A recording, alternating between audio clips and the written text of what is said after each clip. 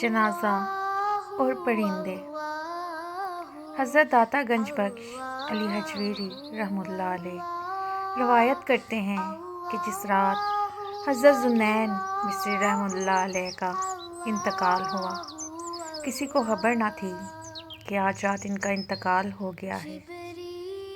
اس ایک رات شہر بغداد کے 70 اولیاء کو تاجدار کائنات صلی اللہ علیہ وآلہ وسلم کی زیارت ہوئی، اور ہر ایک نے دیکھا کہ حضور صلی اللہ علیہ وآلہ وسلم بغداد تشریف لائے ہیں۔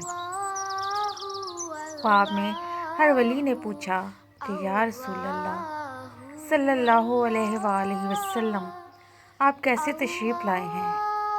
آپ صلی اللہ علیہ وآلہ وسلم نے فرمایا، ذوالنورین مصری رحمۃ اللہ کی وفات ہوئی ہے، اس کی روح کے استقبال کے لیے آیا ہوں۔ دنیا دھارے مار کر روئی ہوئی، صبح اٹھی تو ان کی خبر ہوئی کہ یہ ذوالنورین مصری رحمۃ اللہ علیہ کسی مقام اور مرتبے کے حامل تھے، مگر وہ دنیا سے جا چکے تھے۔ اور جب لوگ ان کے گھر پہنچے تو نور کے کلمات سے ان کی پیشانی پر لکھا تھا، اللہ کا عاشق تھا اور اسی کے عشق میں وفات پا گیا، اللہ کا محبوب تھا اور اسی کی محبت میں وصال فرما گیا۔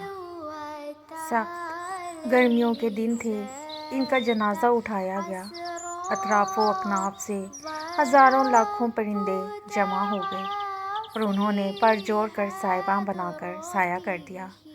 اللہ چاہتا تو بادلوں کے ذریعے ہی سایہ کر دیتا، مگر بادلوں سے سایہ کرتا تو کئی نہ ماننے والے کہتے کہ بادل تو آتے ہی رہتے ہیں، مگر اللہ نے بادلوں کے ذریعے سایہ نہیں کروایا بلکہ پرندوں کے ذریعے اس طرح سایہ کروایا کہ ان پرندوں نے پروں سے پر ملا کر سائباں بنا دیا۔